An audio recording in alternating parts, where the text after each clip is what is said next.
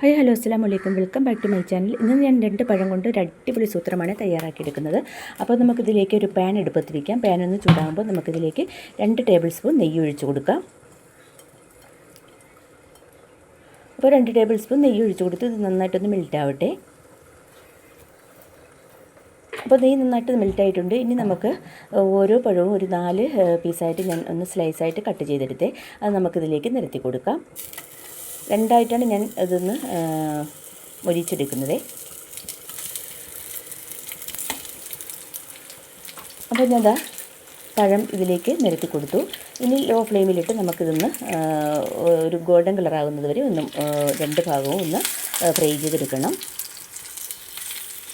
അപ്പോൾ ഇത് നമുക്കൊന്ന് മറിച്ചിട്ട് കൊടുക്കാം 1 മിനിറ്റ് കഴിഞ്ഞതിന് ശേഷം. അടുത്ത 1 മിനിറ്റ് കൂടി കഴിയുമ്പോൾ 2 പുറവും നന്നായിട്ട് ഫ്രൈ ആയി കിട്ടും. അപ്പോൾ നമുക്കിതൊന്ന് മാറ്റിയെടുക്കാം. അപ്പോൾ അത് 2 പുറവും നന്നായിട്ട് ഫ്രൈ ആയി കിട്ടിയിട്ടുണ്ട്. ഇത് നമുക്ക് നെയ്യിൽ നിന്നും കോരി മാറ്റാം.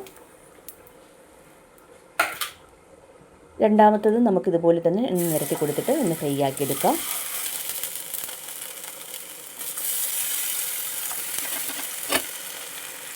ഒന്ന് ചരിച്ച് കൊടുക്കുക കേട്ടോ, നെയ്യ് എല്ലാ ഭാഗത്തും എത്തിപ്പെടാനാണ്. ഇത് നന്നായിട്ട് ഫ്രൈ ആയി കിട്ടിയിട്ടുണ്ട്. നമുക്കിതൊന്ന് കോരി മാറ്റാം. ഇനി അതേ പാനിൽ തന്നെ കുറച്ച് നെയ്യ് കിടപ്പുണ്ട്. നമുക്കിതിലേക്ക് കിസ്മിസും അണ്ടിപ്പരിപ്പും ഇട്ട് നന്നായിട്ടൊന്ന് ഫ്രൈ ചെയ്തെടുക്കണം.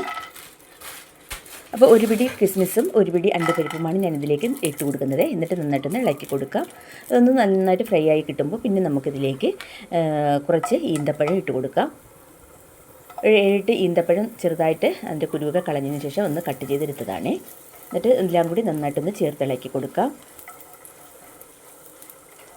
അപ്പോൾ ഈന്തപ്പഴം ഒരു വിധം ചൂടായിട്ടുണ്ട്. ഇനി നമുക്കിതിലേക്ക് കുറച്ച് തേങ്ങ ചിരകിയത് ഇട്ട് കൊടുക്കാം.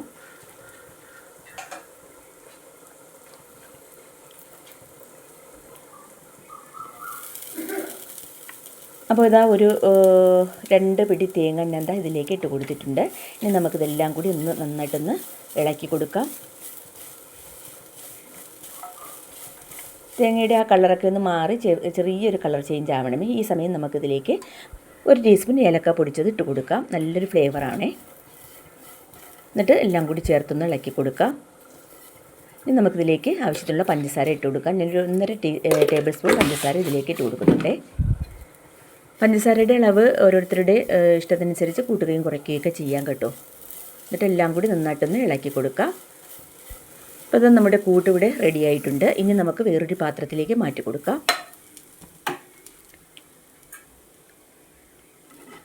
അപ്പോൾ ഇതാ വേറൊരു പാത്രത്തിലേക്ക് മാറ്റി കൊടുത്തേ.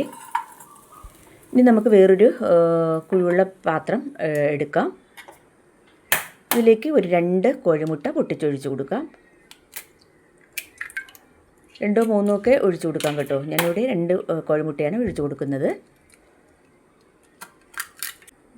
എന്നിട്ടൊന്ന് കടഞ്ഞ് കൊടുക്കുക. അത് നന്നായിട്ട് മുട്ട നന്നായിട്ടൊന്ന് മിക്സാക്കി എടുത്തിട്ടുണ്ട്. ഇനി നമുക്കിതിലേക്ക് കുറച്ച് പാല്, ഒരു 1/4 കപ്പ് പാൽ ഞാൻ ഇതിലേക്ക് ഒഴിച്ചു കൊടുക്കുന്നുണ്ട്. എന്നിട്ട് ഇതിലേക്ക് ആവശ്യത്തിനുള്ള ഉപ്പും കൂടി ഇട്ട് കൊടുക്കാം.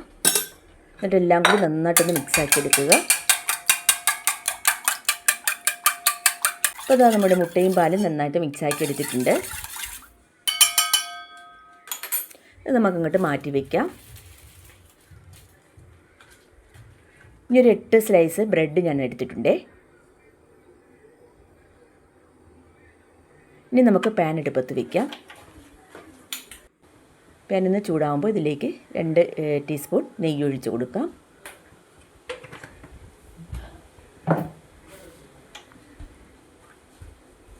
ഇപ്പോൾ ഇതാ നെയ്യ് നന്നായിട്ടൊന്ന് മെൽറ്റായിട്ടുണ്ട്.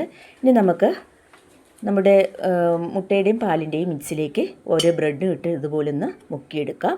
അതിനുശേഷം ഒരു 4 സ്ലൈസ് ബ്രെഡ് വെച്ച് ആദ്യം ഒന്ന് നിരത്തി കൊടുക്കാം. അപ്പോൾ ഇതാ 4 പീസ് ബ്രെഡ് ഞാൻ വെച്ചിട്ടുണ്ട്. നന്നായിട്ട് ഇടയില്ലാത്ത വിധത്തിൽ ചേർത്ത് വെച്ച് കൊടുക്കുക.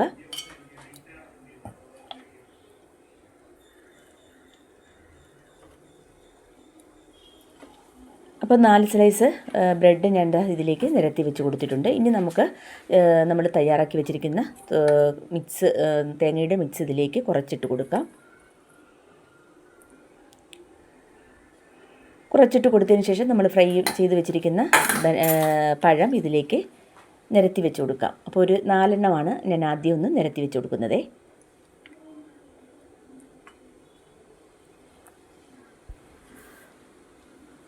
അപ്പോൾ നമ്മുടെ സ്ലൈസ് ചെയ്ത് ഫ്രൈ ചെയ്തെടുത്ത 4 പഴം ഇതിലേക്ക് വെച്ച് കൊടുത്തു. നന്നായിട്ട് ചേർത്ത് വെച്ച് കൊടുക്കുക. അതിനുശേഷം വീണ്ടും നമുക്ക് നമ്മുടെ തയ്യാറാക്കി വെച്ചിരിക്കുന്ന തേങ്ങയുടെ മിക്സ് ഇതിലേക്ക് ഇട്ട് കൊടുക്കാം.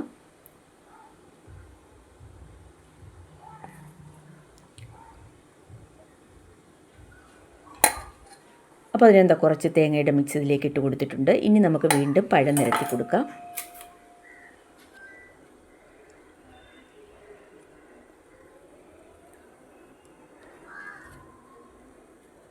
അപ്പോൾ ഫ്രൈ ചെയ്ത പഴം മൊത്തവും ഞാൻ ഇതിലേക്ക് വെച്ച് കൊടുത്തിട്ടുണ്ട്. ബാക്കിയുള്ള തേങ്ങയുടെ കൂട്ടും കൂടി ഇതിലേക്ക് വെച്ച് കൊടുത്തിട്ട് മീതേപ്പുറത്ത് 4 സ്ലൈസ് ബ്രെഡും കൂടി ഇതുപോലെ ബാക്കിയുള്ള മുട്ടയുടെ മിക്സിലേക്ക് മുക്കിയിട്ട് ഇതിലേക്ക് വെച്ച് കൊടുത്തേ. ആ ഭാഗം ഒന്ന് വീഡിയോ ഒന്ന് കട്ടായിപ്പോയേ. എന്നിട്ട് നന്നായിട്ട് ഒന്ന് അമർത്തി കൊടുക്കുക. ഒരു 3 മിനിറ്റൊക്കെ ആയിട്ടുണ്ട് കേട്ടോ. ഇനി നമുക്കിതൊന്ന് മറിച്ചിട്ട് കൊടുക്കാം. അതിനുവേണ്ടി വേറൊരു പാനിലേക്ക് കുറച്ച് നെയ്യ് ഒഴിച്ച് കൊടുത്തൊന്ന് ചുറ്റിച്ച് കൊടുത്തതിന് ശേഷം ഒന്ന് കമഴ്ത്തിയിട്ട് നമ്മുടെ പാൻ ഒന്ന് മറിച്ച് കൊടുത്തേ. അപ്പോൾ അതാ നമ്മുടെ അടിഭാഗം നന്നായിട്ട് കരിഞ്ഞൊന്നും പോയിട്ടില്ല, നന്നായിട്ട് കിട്ടിയിട്ടുണ്ട്. ഇനി നമുക്കിതുപോലെ തന്നെ സ്പാച്ചിൽ വെച്ച് നന്നായിട്ടൊന്ന് അമർത്തി കൊടുക്കാം. അടുത്തൊരു 3 മിനിറ്റ് കൂടി ലോ ഫ്ലെയിമിൽ വെച്ചതിന് ശേഷം നമ്മുടെ സ്നാക്സ് നമുക്ക് വേറൊരു പാത്രത്തിലേക്ക് മാറ്റി കൊടുക്കാവേ. അപ്പോൾ ഇതാ നമ്മുടെ ബ്രെഡ് 2 ഭാഗവും നന്നായിട്ട് ഫ്രൈ ആയി കിട്ടിയിട്ടുണ്ട്. ഇനി നമുക്കൊരു പാത്രത്തിലേക്ക് ഇതിൽ നിന്ന് മാറ്റി കൊടുക്കാം. കണ്ടില്ലേ, 2 പുറവും നന്നായിട്ട് കിട്ടിയിട്ടുണ്ട്. അടിപൊളിയായിട്ടുള്ളൊരു പലഹാരമാണ് കേട്ടോ. അപ്പോൾ എല്ലാവരും ഇതുപോലെ ഒന്ന് ട്രൈ ചെയ്യുക. നല്ല ടേസ്റ്റാണ് കഴിക്കാൻ. നമുക്ക് ചൂട് ചായയോടൊപ്പം ഒരു പീസ് കഴിച്ചാൽ മതി കേട്ടോ, വയറ് നിറയെ. അപ്പോൾ ഇത് നമുക്കൊന്ന് കട്ട് ചെയ്തെടുക്കാം.